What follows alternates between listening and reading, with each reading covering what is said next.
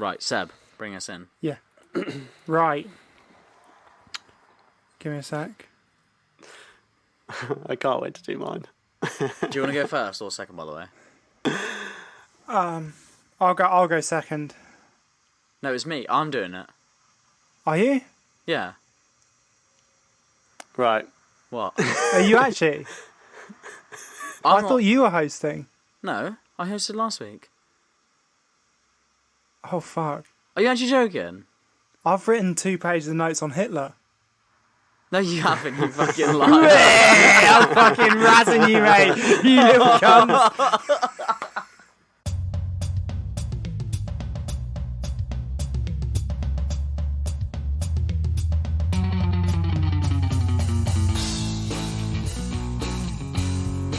Welcome to episode 24. 20 fucking 4 of the greatest podcast of all time, aka Goats. Welcome to the show. How are you both doing? Very good. Yes. How are you? I'm doing alright. Nothing particularly crazy's happened to me this week other than I fell off my motorbike. It was so embarrassing. I fell off my motorbike. My shoe got caught on my exhaust and it held my leg to my exhaust. I was wearing shorts because I just got back to from the gym, and I'm going to try and stand on the chair. Please fall. Can you see that? Yes, Seb, don't wear shorts and ride your bike. Yeah, I know. That was Naughty stupid, boy. and it's gone like... It's the first burn I've had in a long time that's gone like scabby. Yeah. Like it's not just like burn, it's like gone crispy. That'll be there for many years. Yeah, it's gonna be a long one. Other than that, the other thing I wanted to explain was that Michael messaged me, he messaged all of us on the group chat and was like, what the fuck is going on Canva with all these weird uploads? Yeah. Canva's the software that I use to do the Instagram posts, and you upload images in there. So it's just full of images of our faces and various shit. And what was in there, Seb? It was like a sex face emoji, the one that's like, the one that's like he's all hot and sweaty, a peach emoji and a chili emoji. Yeah. And that is because I'd like to announce now for everyone, Big Seb's hot ass chili. Sorry, what? Big Seb's hot ass chili. You've got a hot sauce? Well, I made hot sauce, yeah. It's not commercially available, but I made it. But yeah, it's a play on words because it's a play on emojis, actually, which I think is like a new level of like... autism. Comedy and wit. Because it's the hot face, the peach, and the chili, which are like sexy, and it sort of says hot ass because it's the peach chili. Yeah. But it's also got peach in it. So it's actually hot peach chili. Wow. Peach chili? Yeah, it's like a peach base with scotch bonnet and some habanero peppers in it. It's very hot. But there it is. Big Seb's hot ass chili. Can't wait to give it a try in 6 weeks. Yes, when you're up in the big smoke. Yeah, boy. Mm-hmm. But other than that, I don't think there's been anything big happening in the world that's to report, is there? No? No. I genuinely nothing at all. Yeah, I don't think there's anything. So we'll just gloss over that, and should we get straight into the episode? Yeah, fuck it. Yeah. So, no good story is complete without a villain. No good hero is complete without a villain. Who would care about Jesus if it wasn't for the devil? No one. And we're back on the Jesus stuff. Who would care about David if it wasn't for Goliath? No one. A good villain needs to be scary. Maybe they're a representation of real-world evil. Maybe they've even got a point. Maybe you can see where they're coming from. Or maybe they're just a complete fabrication created by liberals to scare our kids and take our guns away. Damn liberals. Who's that? Captain America? No, fucking mass shootings. False flag operations, mate. Never happened. Yeah. I forgot about that. Alex Jones told me. Yeah. Isn't he in prison? Not yet. Oh, no, he's just very, very poor. Yeah. He's just very, very close. But who is the greatest fictional villain of all time? Darth Vader, Dr. No, or something totally ridiculous, like a fake virus created by Nancy Pelosi designed to take away our freedom? There's only one way to find out. Who wants to go first? Who's going to go first? I don't mind going first, unless you want to go first, Vinny. No, I'll save the best till last, I reckon. Oh, fuck you. Ooh. That's fighting talk, mate. You're villainous today. You're not going to do MF Doom, are you? Mad villain. Oh, God. Oh, shit. Oh, he's been rumbled. Shit. He knows. Well, I'll go first. Now, I started off thinking about who I was going to do by looking at some Google lists. Classic GOATS research. I know, yeah. And if you want to apply to be a GOATS researcher and have extensive knowledge of how to Google stuff, apply in the description. Anyway. Yeah, right. So I went through some lists, but then I saw the first one that I clicked on put Kylo Ren as the 7th best villain of all time. So I clicked off the lists and thought, fuck that. That is objectively ass. That is just wrong. Yeah. No, Darth Maul was a cooler villain than Kylo Ren for sure. Mate, anyone. He's not even the 7th best Star Wars villain. Star Wars villain, yeah. The guy who shoots Bambi is a better villain than Kylo Ren. Like, Easily. So I was like, that's fucking lame. I thought of some other ones like Alien from the Aliens series. Pretty sick. Yeah. Quite like them. Then I thought, what about the Joker? But then I realised I only really like Jack Nicholson's Joker and Heath Ledger's Joker. I forgot that Jared Leto's Joker exists. You don't like... No. Did that not tickle your pickle? No, it really didn't. So I was like, I can't pick him because that sort of tarnishes the name a little bit. But anyway, so I was like, nah, I didn't pick any of them. And there was one thing coming into my mind. A darkness trying to take hold of me. Willing me, trying to influence my decision and corrupt my mind. And in the end, I was too weak to its power, and I succumbed and gave in. Oh no! I gave in to the will of the greatest villain of all time. The will of the Dark Lord himself. The will of Sauron. For fuck's sake. Yes!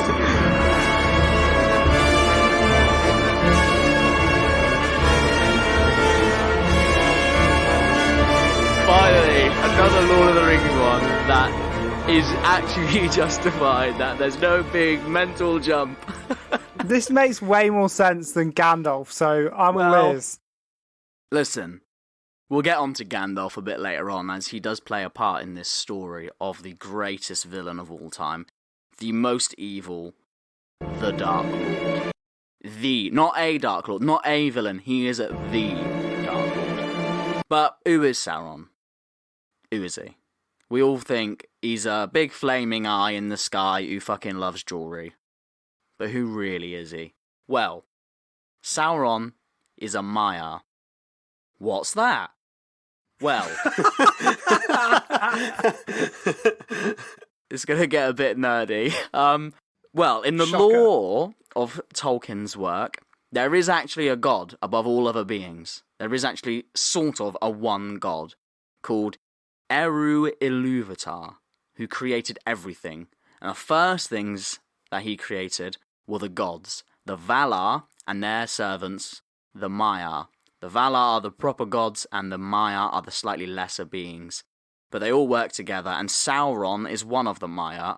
Other Maya include wizards, like Gandalf and Saruman. So now it makes a little bit more sense. Sorry, not wizards, magicians. Just, get that in there.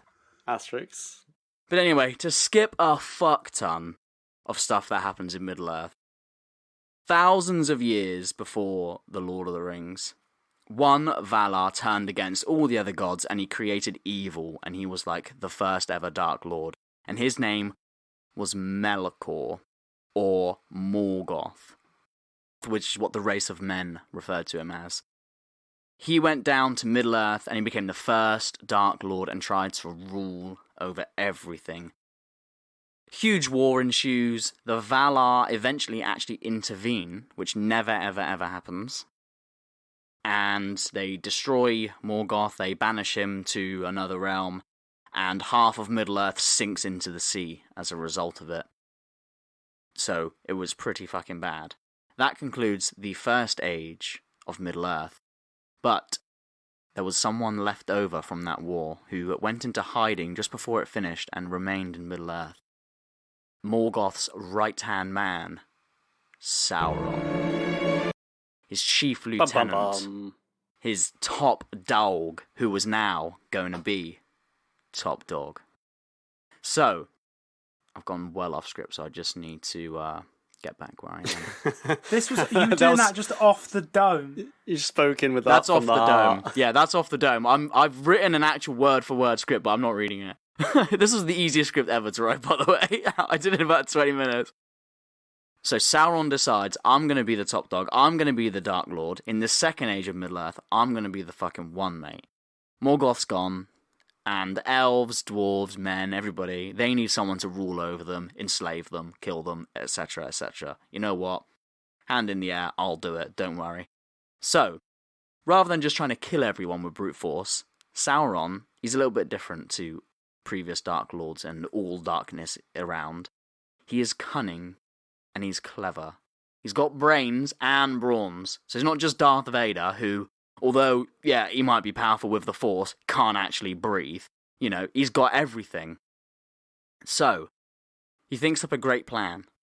And while his army of orcs and shit like that, you know, fucking trolls and that, and dragons and everything else, while they're setting up base in the lands of Mordor, Sauron thinks, how am I actually going to take over? Like, it didn't work when Morgoth just came and annihilated everybody, which obviously I could do, being the Dark Lord. But how am I actually going to take over? What am I going to do? So, he conjures up a little plan, and he disguises himself as a bringer of gifts, a traveller in Middle-earth. And he goes to the realm of the elves in Eregion, which is the smithing realm of the elves, where all the greatest smiths herald from. Isn't that like an herb that you put in like pasta dishes, oregano? I don't know about herbs, mate. Oregano. He only knows one herb, mate. He smokes that ganja.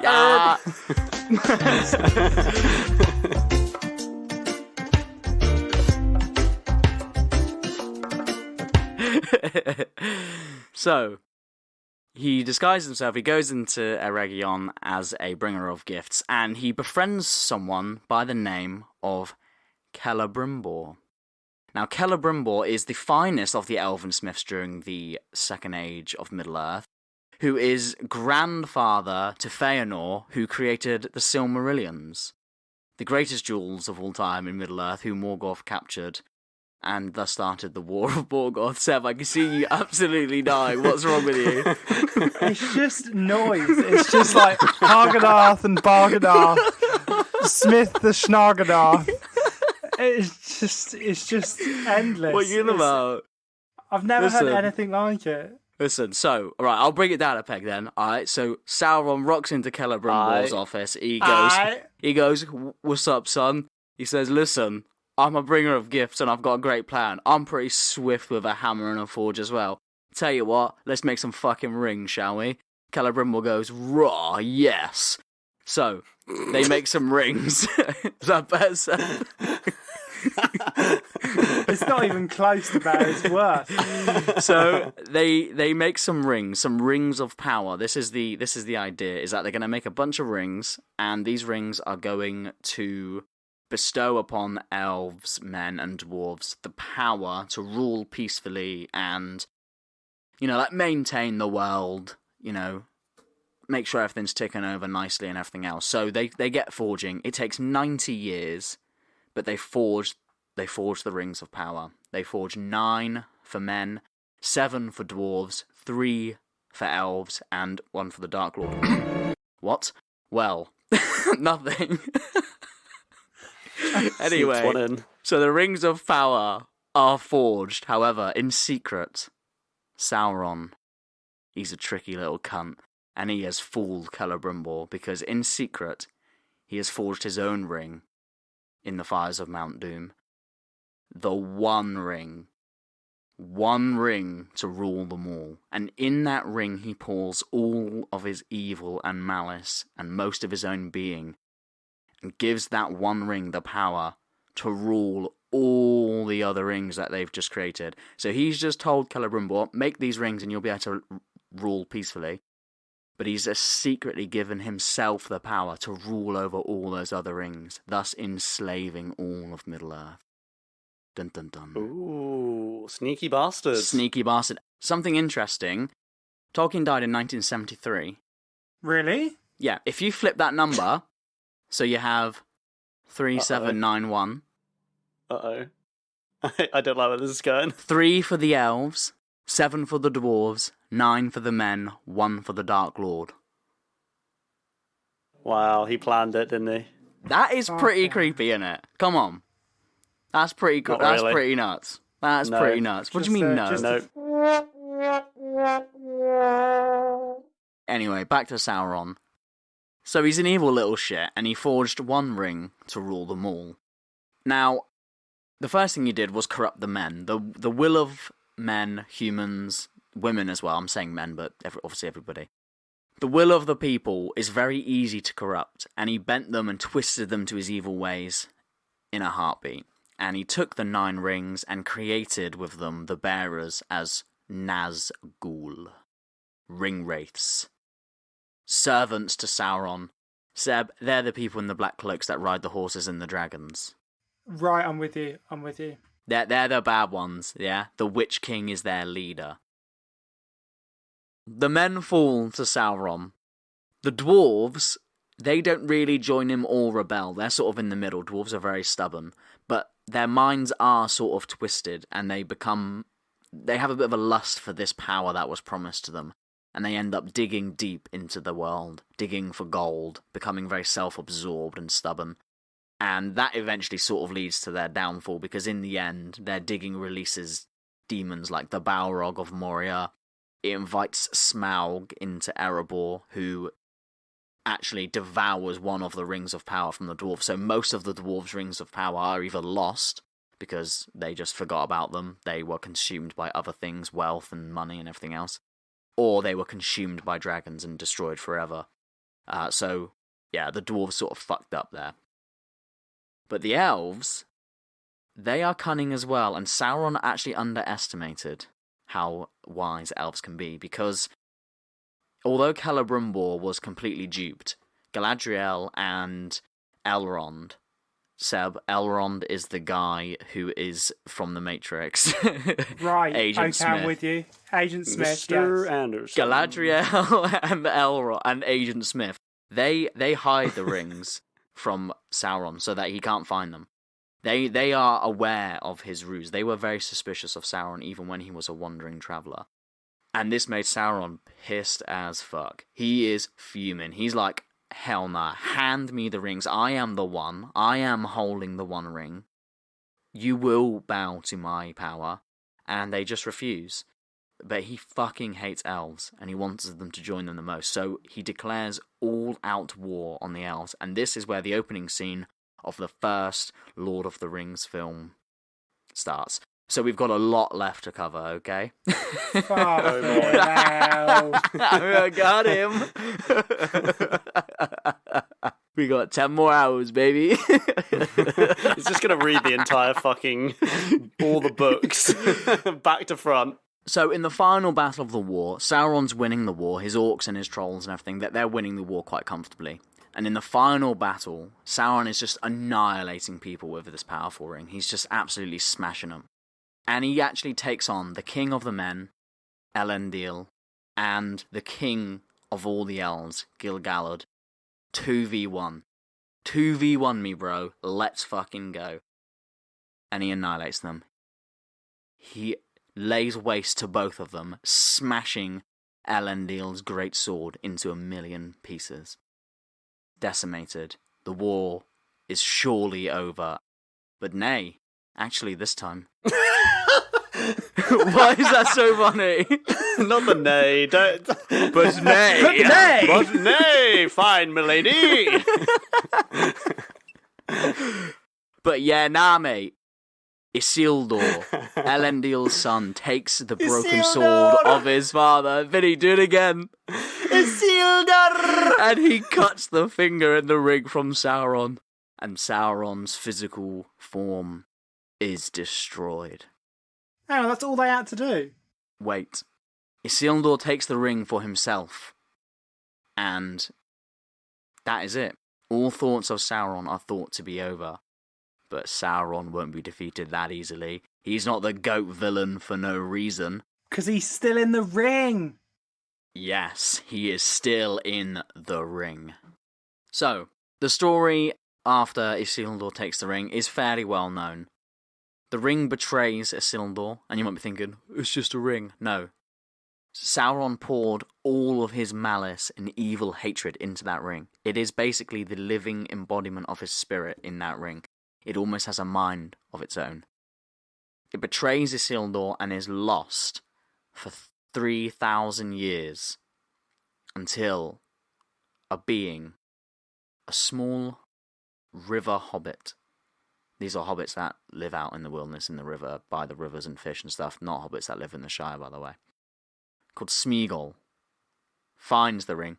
Well, actually, Smeagol doesn't find the ring. His friend Deagle finds the ring. Is this friend called Deagle? Deagle, like yeah. Desert Eagle. Deagle. What the fuck? With an O. Deagle. Oh. Deagle, walking Deagle headshot. I'm pretty sure Deagle the Hobbit was invented before the Desert Eagle. Is he Gold Deagle? Gold Deagle picks up the ring. But it's Smeagol's birthday. And he must have it.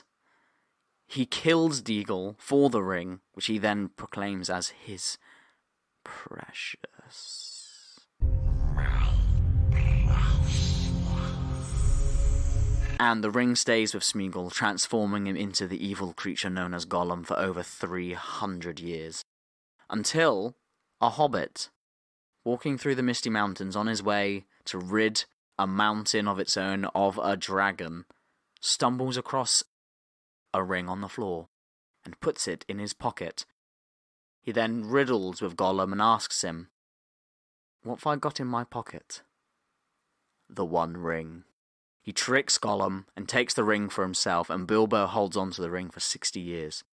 Until eventually, on his 111th birthday, and yes, you have to say it really fast like that, just how he says it, he gives the ring very reluctantly to Frodo, who is not actually his son, he's his adopted son. Frodo is not actually a Baggins, he's a Baggins by adoption. He is actually a Brandybuck, cousin to Merry Brandybuck, yes.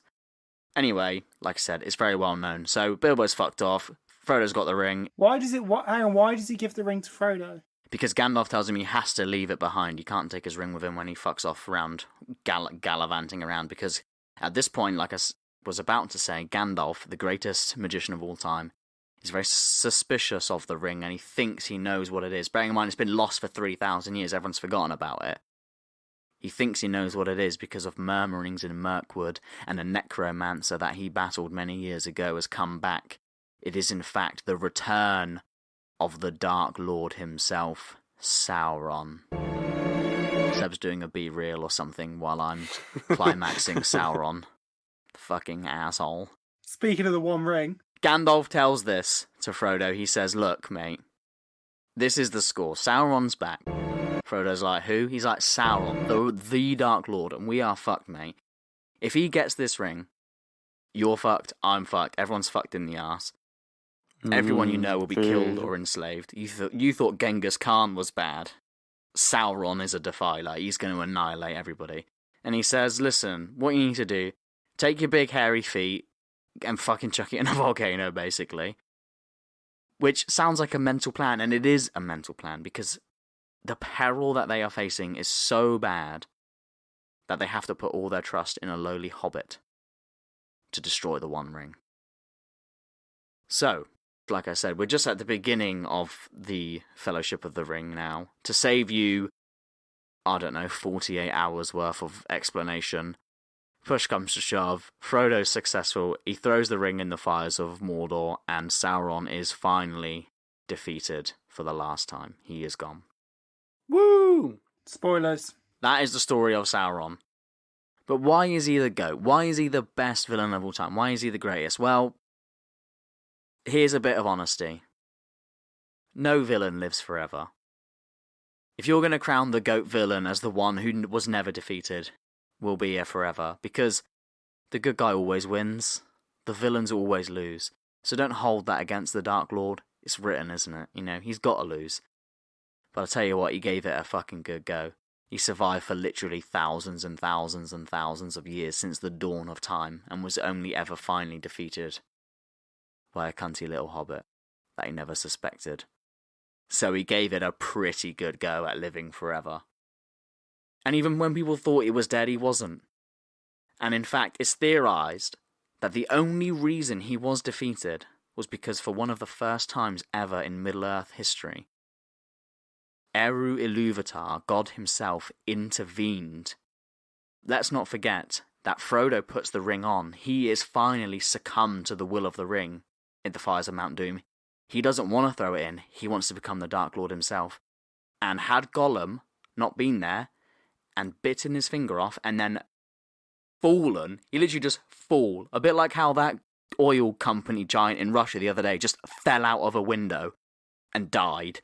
He just mysteriously falls into the fire of Mount Doom. Had that not happened, Sauron would have been victorious, and people speculate that it was actually Eru Ilúvatar bending the will and intervening and making up that huge coincidence that Gollum was then happened to fall into the fires of Mount Doom. So what we're saying is Sauron can only be defeated by the will of an actual true creator, god of all. Does this not take away a little bit from Frodo's achievement? It does a little bit, yeah. Yeah. But it might be true That's because sad. Frodo does succumb to the ring. That's the thing. That's the power of Sauron, though, Seb. That's because he's so powerful. His ring is so powerful, it will bend the will of anyone who bears it. Even Gandalf. Does it bend his will? Whose? Sauron's. Well, it is Sauron, so no. That is Sauron's will is that evil. Sauron's will is the will to destroy everything. So he's got longevity, Sauron. He's also got very powerful weapons, mainly his ring, obviously. He channeled all his evil and malice into the ring. And his evil is so great that the One Ring might be the most powerful weapon in fiction. I can't think of a single object or item more powerful than the One Ring in all of fiction, to be honest with you. Any suggestions, I'll willingly hear them, but I think the One Ring is the most powerful thing created ever. He's also got the power to corrupt and persuade anyone, bearing the ring or not. Let's not forget, he had the power to corrupt 9 other rings of power and create them into his own servants of darkness and make them do his every will and way, creating the Nazgul and the gateway into the unseen world. He also has, Seb, you're like this, he's also got a mace and a sword. I do like that. They're fucking sick. Like, he's two hands, a mace. A mace is just the coolest of all medieval-looking weapons, which he just annihilates people. Forget the ring. 1v1 me, bro. Sauron takes down anyone. Sauron takes down Godzilla. Darth Vader. Well, obviously not. Godzilla's like 300 feet tall, you idiot. What about a Sauron-sized Godzilla? Sauron. In a 1v1, I can't think of a baddie who Sauron couldn't just annihilate, even without his ring. Like, Sauron, he would just batter anyone. So anyway, let's conclude this, right? He is the GOAT. He is the greatest villain of all time. His will, every fibre of his being, everything that he aspires to be, is pure evil. He has not got a good bone in his body. You're not going to see any sign of sympathy or remorse or anything for any of the actions Sauron's ever done. He only has one will, and that's the will to destroy everything. And that will is channeled through his ring. And that ring will channel the will through anybody else, even Gandalf. Even Gandalf, the greatest magician of all time that we crowned. Gandalf the White, Gandalf the Grey, the greatest magician ever, much greater than Dynamo and David Blaine. Even he would succumb to the power of the ring and fall to Sauron. He is that great. He's just unrelenting. He's got an unrelenting will to rule the world and destroy and kill everything. And he was so nearly successful so many times. Like I said, all villains fall, so it was inevitable Sam will fall, but he came so fucking close, it's unbelievable. He is the epitome of evil. He is truly the Dark Lord. He is what every villain aspires to be, is Sauron, and he is the GOAT. Interesting. Well, that was very informative. I liked it. I do think you've got a point. I think Sauron, I think that's genuinely going to be hard to beat, but I'm excited to hear what Vinny's come with. But before we get there, I've got a middle section. Obviously, I love comic books. I've talked about this before. I like comic book characters, I like comic book heroes, and I love comic book villains. However, I wanted to find some comic villains that are comic in a different way, in the sense that they are funny. So I gathered some hilarious villains that have been in comic books and cartoon heroes and TV heroes throughout the last however long, whatever, you know what I mean? Yeah. Throughout comic history. And I'm going to give you 3. So we've got 5 rounds. Every round, I'm going to give you 3, and you have to guess which one is the fake villain. So I've made them up, and I'm going to call it Find the Fake. So 2 of them are real, 1 of them's fake. Right. Round 1, because Michael went first for the actual goating. Vinny, you go first this time. The goat. Okay. So I'm going to give you your 3 villains, and you just have to tell me which is fake. Okay. So here's your first 3. First villain, the Brain. Just a brain in a jar. Second villain, the Living Eraser, an alien who can erase anything with his mind. Or the last one, the Constant Consonant, a man who kills anyone who uses vowels. Fuck it. Oh, God. The first one sounds like a red herring because the other 2 sound so stupid. Oh, God, is the first one a red herring? Oh, God, the Constant Consonant. That's awful. That's terrible. It definitely exists somewhere. Yeah. That's what I'm thinking. I don't want to help you, but that's what I'm thinking as well. That's got to exist. Yeah, I'm going to go for the red herring. I'm going to take the bait. I'm going to go for Brain is the odd one out. Okay, so Vinny, you were wrong. Okay. The correct answer, the fake, was the Constant Consonant. Oh, fucking hell. Who I made up today. It was so That's ridiculous. pretty creative, actually. It's like Shakespeare's arch enemy. Thank you. Yeah, I'm pretty pleased with that. So, second round. This is for Michael to answer. Here's your 3. The Bangled Bandit, a woman who uses her many bangles as both offensive and defensive weapons. Lady Asbestos, a woman who made a suit of asbestos and eventually died of lung cancer. Oh my god. And the Big Wheel, a guy who drives around in a big wheel. These are all so shit. Right. The big reel is real. The big reel is real. I know that for sure. I don't definitely know it, but I definitely know it. Do you know what I mean? Yeah. Asbestos woman. No, see, the bangle one sounds ridiculous, but I reckon that culturally that probably represents people. I think that is probably real. It's just that we wouldn't have seen that. So I'm going to say that the fucking asbestos woman's fake. Okay, I can confirm you are wrong. The Bangled Bandit was the fake one who I made up. Oh my god. I can confirm that Lady Asbestos is a woman who made a suit out of asbestos as a villain. She was against the Human Torch. She was created before they realised asbestos was really dangerous. And then when they found out in the comics, they gave her lung cancer. Christ. I forgot that comics are fucking stupid. I didn't think asbestos gave you cancer, right? Doesn't it just, like, shreds... Yeah. Doesn't it just shreds your insides? Because it does. I think they gave her lung cancer. I don't know if that's like how it actually works, but that's what they did. Okay, yeah. Okay, so Vinny, this is back to you. Mm-hmm. Here's your 3. Number 1 is Animal, Mineral, Vegetable Man, a man who can transform into any animal, mineral, or vegetable. Okay. Mineral, like what? Like, what's a mineral? Just like rocks. Like calcium. Calcium. Then out rocks the minerals. Jesus Christ, Marie. What's that from? Breaking Breaking Bad. Bad. It's a hype trader. Yes. Jesus Christ, Marie.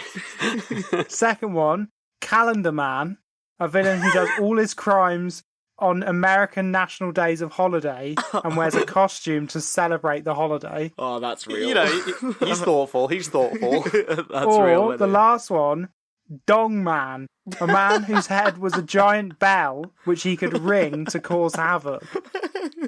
Not a massive dick. No. What was the first one again, sorry? Animal, Mineral, Vegetable Man. I'm going to go with Animal, Mineral, Vegetable Man. That's just so dumb. I can confirm, Vinny, you're wrong. Oh my The god. false answer was Dong Man. I was going to my second one. Shit. We're so bad at this. Yeah. Seth's just really good at this, I think. Yeah, because Okay. he's from the world of comics, which are fucking made up. They're silly, aren't they? They're silly. There's a lot of zany characters, yeah, probably. Right, it's yours to win it. Here's the fourth round, Michael. We might have to go to sudden death. I might get this wrong. Number 1 is Kite Man, a man who flies around on a giant green kite. Right, okay. Number 2 is Kit Man, a laundry worker who sabotages all of the Marvel superheroes' costumes. I think that's probably And- real. Number 3 is Gorilla Grodd, a telepathic super genius gorilla who is bent on taking over the world. Oh. That could be real, but that could be made up. I might go with the most ridiculous one as being the made up one, you know. Like, I feel like Kitman would be real, like in some shitty little comic, they'll be like, oh, he's fucking around with Iron Man's suit, and he's washing he's washing the whites with the pinks. You know, so, and what was the first one? What was the other one? Kite Man, a man who flies around on a giant green kite. But then Kite Man sounds so basic, it could just be so made up, doesn't it? Vinny, you're not helping me. I don't know the answer. I have no idea. Fuck. I'm gonna go with the gorilla to be the fake one. Okay, I can confirm you're wrong again. Fuck's sake. The false answer was Kit Man, who I made up. Oh, god damn it. That's a great supervillain. I love that. Thank you. I would love him to be real. Fuck's sake, man. So this one, I'm just going to ask you both to buzz in. The first person to lock in an answer gets to keep the answer. So, like, if Vinny says it's option 3, then Michael, you can still say it's option 2 or 1, but you can't say 3, okay? Right, okay. Do we need buzzer noises? Yeah, just make a buzzer noise. Vinny, what's your noise then? Mine's gonna be...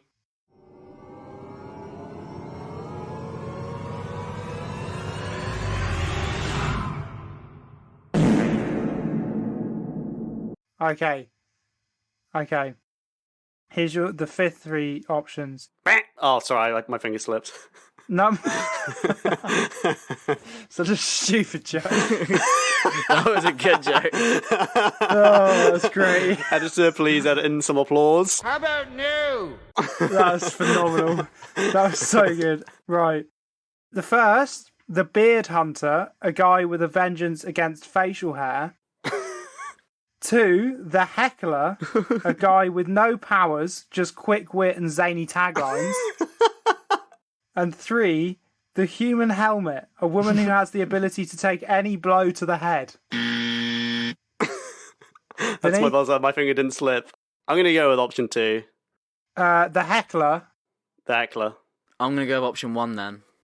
the Beard Hunter. Yeah, because I think human helmet's real.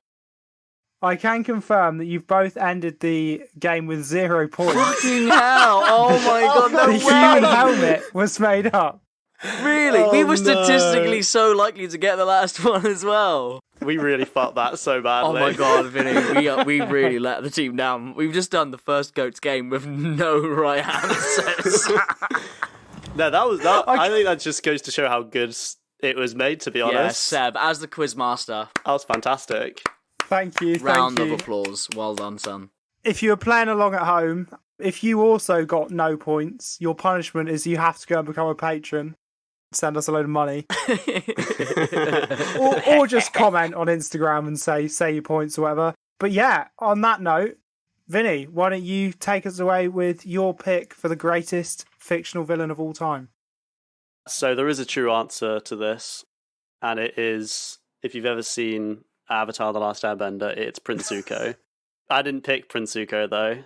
I was going to say, that's very abrupt. Confusing. It's normally a bit of a beat around the bush a little bit, say who you've not picked, blah, blah, blah. You've just come straight out with it. Nah, I think Prince Zuko is the best villain of all time. I just think he's not, like, spoiler alert if you've never seen the whole of The Last Airbender, but he does become a hero, and he always kind of was a hero in disguise, really, and he has this big, like, he has this really good, like, redemption arc. So I don't know if I would really call him a villain, to be honest, but he could sort of have been the best answer. But I didn't go for him. Instead, I went for an even better answer. Oh no! Have you done a Michael here, mate? Have you? There's a look on Vinny's face right now that you can't see at home. I'm worried. I'm also worried. Well, the funny thing is, his name has actually been mentioned on this podcast earlier. In fact, Sebek, you mentioned him. I'm not Hitler. No, not Hitler. Oh God. Oh, thank God. Okay, dodge a bullet there. So, yeah, I've picked the devil.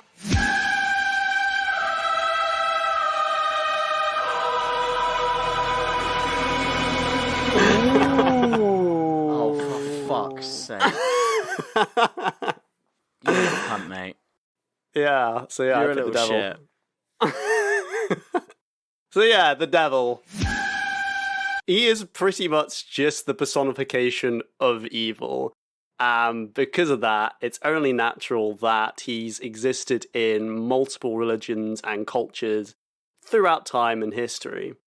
But the devil I will be focusing on today is the one we know and love, Beelzebub, Satan, or otherwise known as Lucifer, the Christian devil.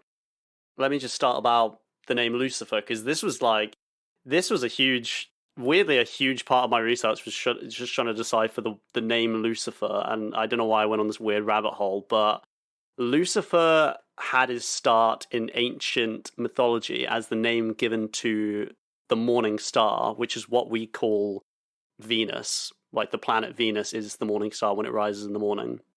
And Lucifer, in fact, comes from Latin and means light bringer, which is kind of weird for the devil to be called light bringer. And he was actually worshipped by the ancient Romans as a god.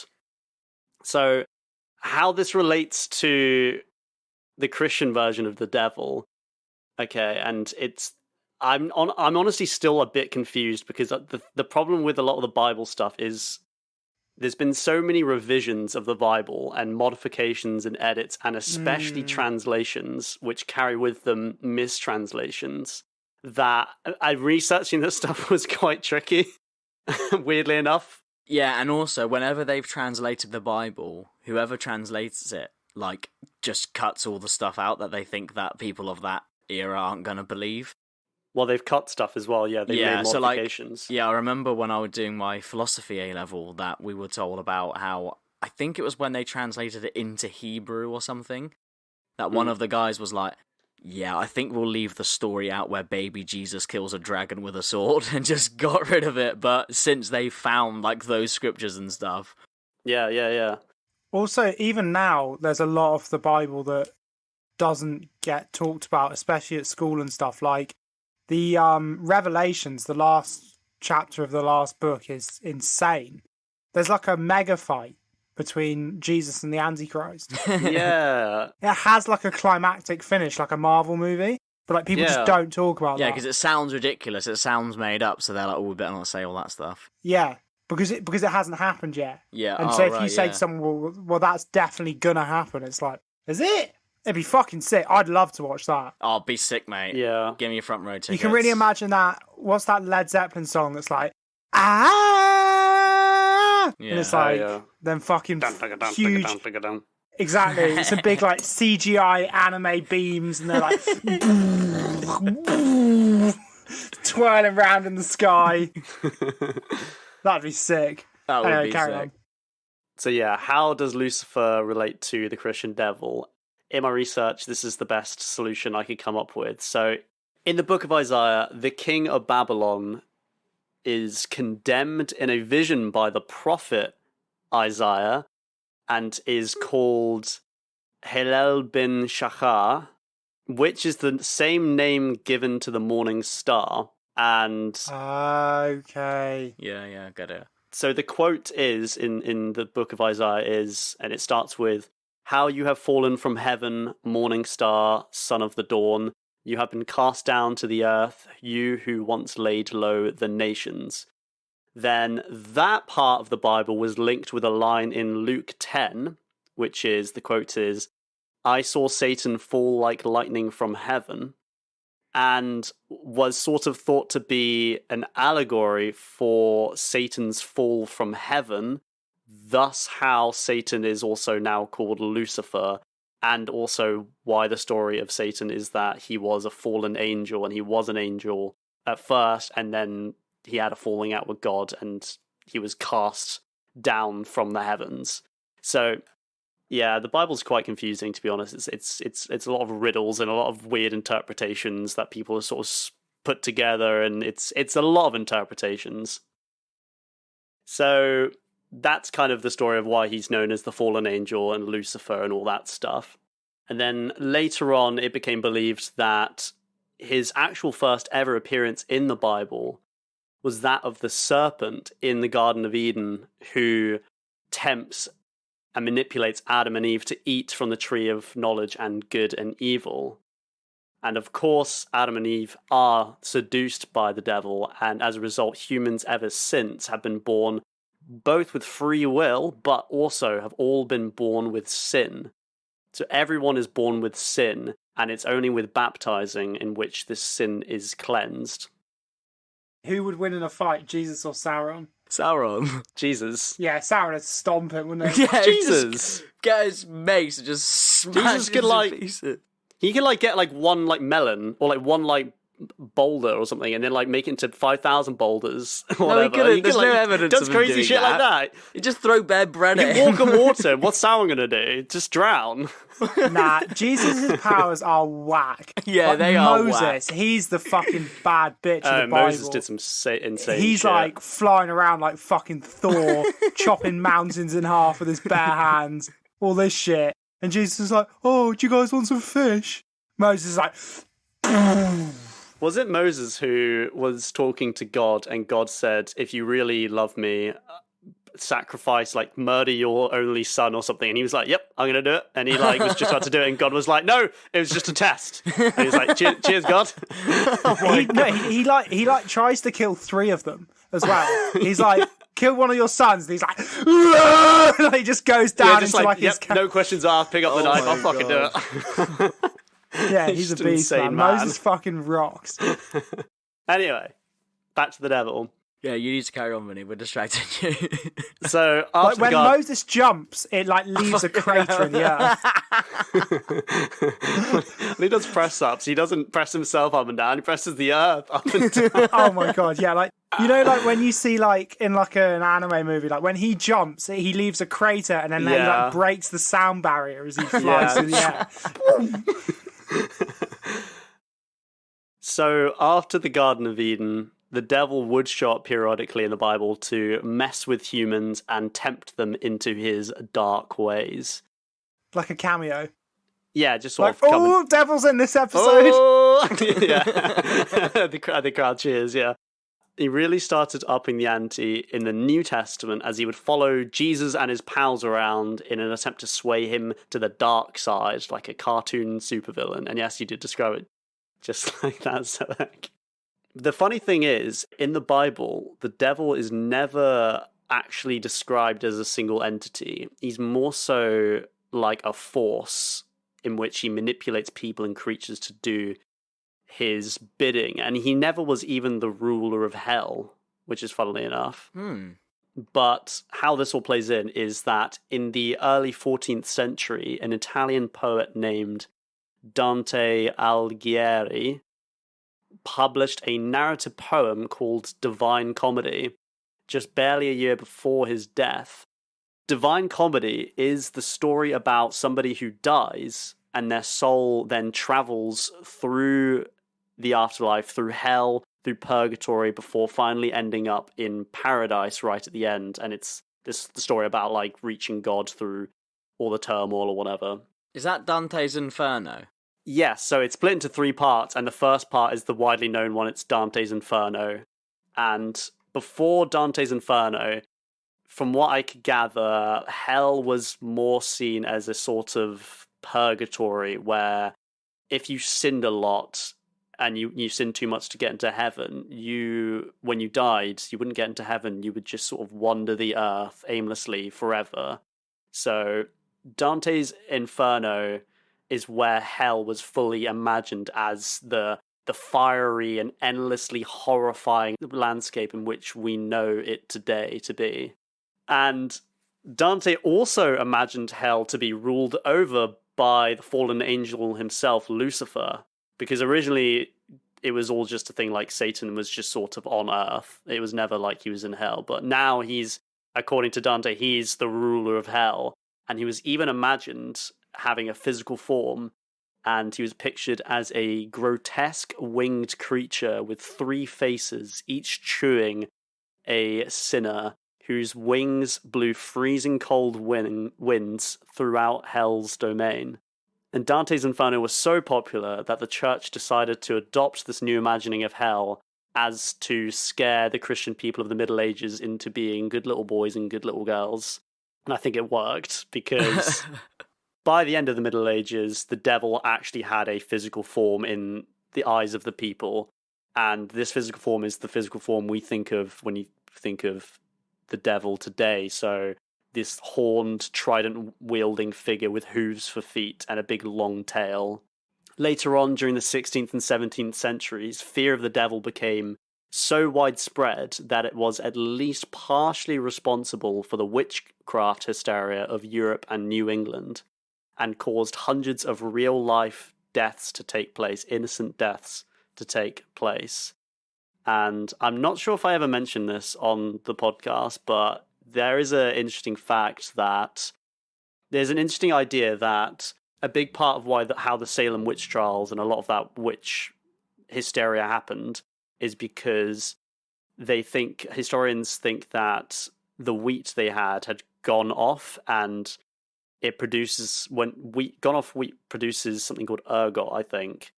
And ergot contains the precursor drug to LSD. It's called LSA, but it still makes you trip balls if you ingest it. So they reckon that everyone was just really fucking paranoid as hell, and we're all just tripping balls because of the ergot that they were just consuming from the wheat, and then they just tripped balls, got really paranoid, thought the dude down the street was a witch. And so, yeah. Damn. Pretty crazy. Or that could have been some devilry. The devil could have poisoned the wheat. With LSD. You know what I mean? He knows how to party! Yeah. But then you say that, but then also think about like the satanic panic in the like 70s and 80s in America, where people thought that like people were literally being possessed by the devil. People thought D&D was like the devil's work. Fucking kids who would like literally just go off to live with their mates. Their parents would like send someone to fucking kidnap them and then try and like uncurse the devil out of them. People literally scarred for life because their parents thought they'd been possessed by the devil. It's fucking mental. And they weren't on LSD. They were just nutcases. Yeah. That's just like social phenomena. That's how scared people are of the dev. Yeah, the devil's just like always been this like being, omniscient being throughout history that's always been the cause of all horrors in the world. And even to this day, still Christians believe that he's still around the corner just causing havoc. But yeah, since then, Satan has become a mainstay in our pop culture, and as the ultimate bad guy to fear. And although there is a sort of subsect of Christianity called Satanists, and they worship the Church of Satan. And these people are actually real. This isn't like a made-up thing like movies will have you believe. And they don't really overtly worship Satan as like a god, but rather they sort of embrace them as a symbol of atheism and pride and liberty amongst other things. Which I thought was kind of interesting. The whole thing with Satanism is, like you said, it's like the idea that... So one of my favourite things about the old Devereux is that there's like a subsection of scholarly thought which has been like picked up by Satanists, which is the idea that throughout the Bible, actually the devil is like an allegory for like not becoming too hell-bent on like your own purity. And like, so like for instance, the devil is the only one who talks sense to Jesus when he tries to walk out into the desert for 40 days and 40 nights with no food. Like, he's like, you shouldn't do that. You're going to die. And like, and he tells Adam and Eve, you should want knowledge. You should have your own knowledge. You shouldn't just blindly follow. You should take knowledge for yourself. And like, a lot of people think that actually people over the last sort of 2,000 years have become quite obsessed with like the biblical idea of like black and white, good and bad, but actually the devil is supposed to represent like just thinking for yourself for a second and being like, oh, maybe I shouldn't walk out into the desert for 40 days and 40 nights. And like, it's okay to sometimes be selfish. And that's like what Satanism is about. Like, they don't worship Satan. They just like, it's just good PR basically. Yeah, actually, Michael, you brought up a good point earlier when you were saying that you don't think, you know, all villains die in the end, and you don't think there's a single fictional villain who doesn't die. But the devil doesn't die, man. The devil is eternal. He's just as eternal as God. So, what about in the big war at the end that Seb was talking about? Well, yeah, but they omitted that because they realised it was a bit stupid. Now, if you're still not convinced the devil is the GOAT fictional villain, I'm not. I want you to close your eyes for a second, and I want you to imagine in your head for me the devil. Now, take a look at the lower half of the devil.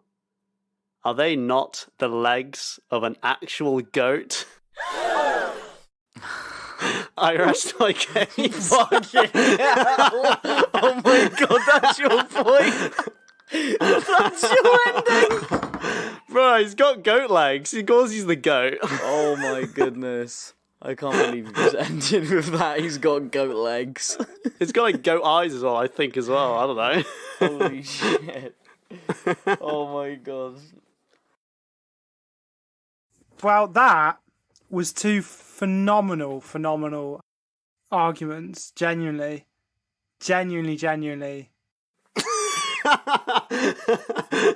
But the trouble is, I think the writing is on the wall. No way. Surely not. Come on. I'm going to explain my thinking here.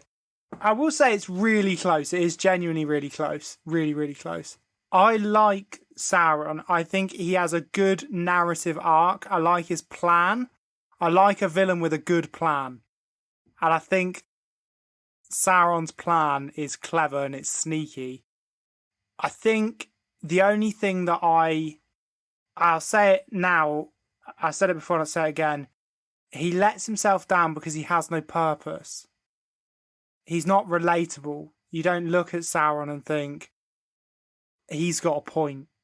I'm just gonna say this. I'm genuinely, it's difficult for me, but I'll say this now.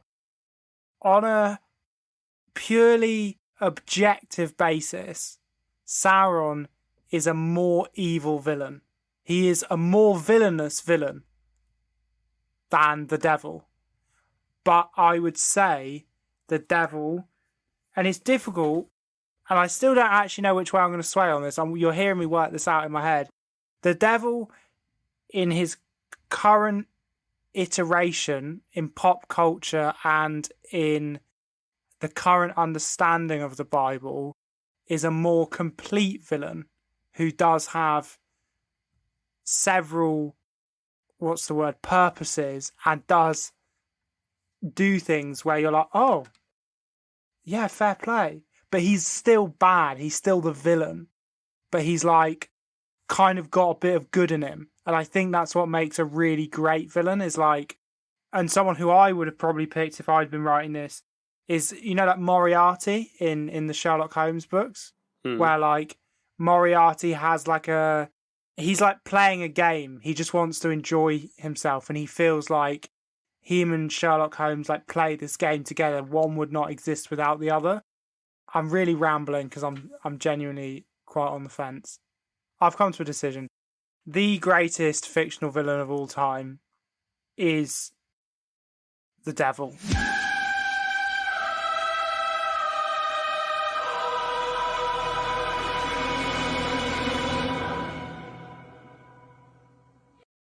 Without a shadow of a doubt. I'm sorry, Michael, but when you think of Sauron, you think, oh, he's like the devil in this book. You say like, oh, he's the one that's like the devil. When you think of Voldemort, you go, oh, he's the one that's like the devil. He's got the devil in him. Voldemort's got no nose. Voldemort can't smell his own feet, mate. Okay. I'm fuming. Like, you're a Satan worshipper, Seb. How can I... Right, I get it. Okay, I lose Gandalf to Dynamo. Fine. But Satan? Nah. Nah, 1v1 Sauron, bro. He'll still annihilate you. No, and this is what I'm saying. Objectively, Sauron is a more powerful and more evil villain, but I just don't think that's what makes a really great villain. I think what makes a great villain is the complexity of their character.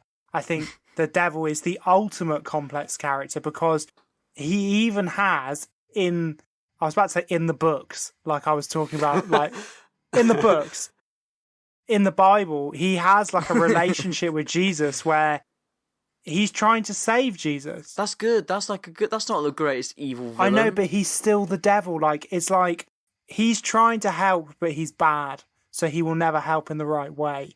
And that is like the ultimate villain. He is the epitome of the flip side of the coin. But sometimes you need to flip that coin to get through. And that's like what he epitomizes. And I think that's why he's the greatest villain.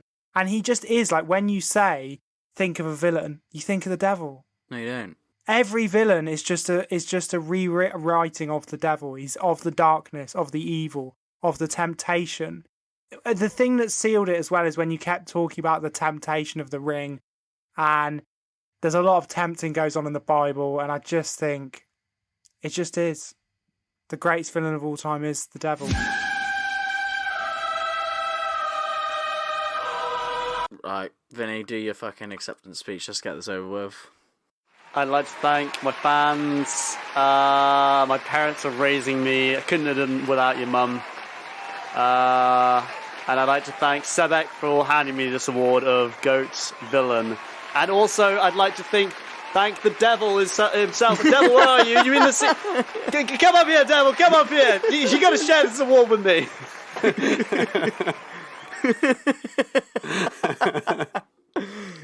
Bunch of Satan worshippers. Mate, I actually am. That's the thing, is I fucking love the devil. So you were good there. That was a good one, V-Dog. Cheers, boy. I can't think of anything else to say, really.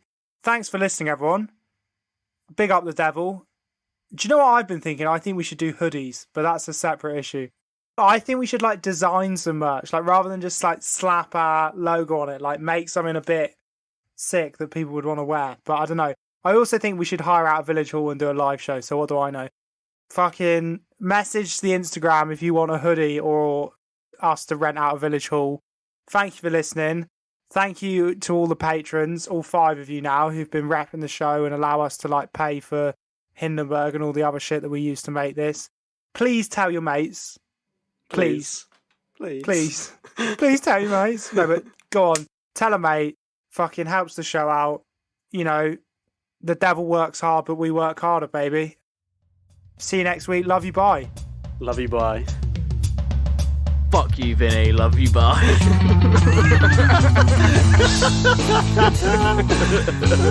That's great.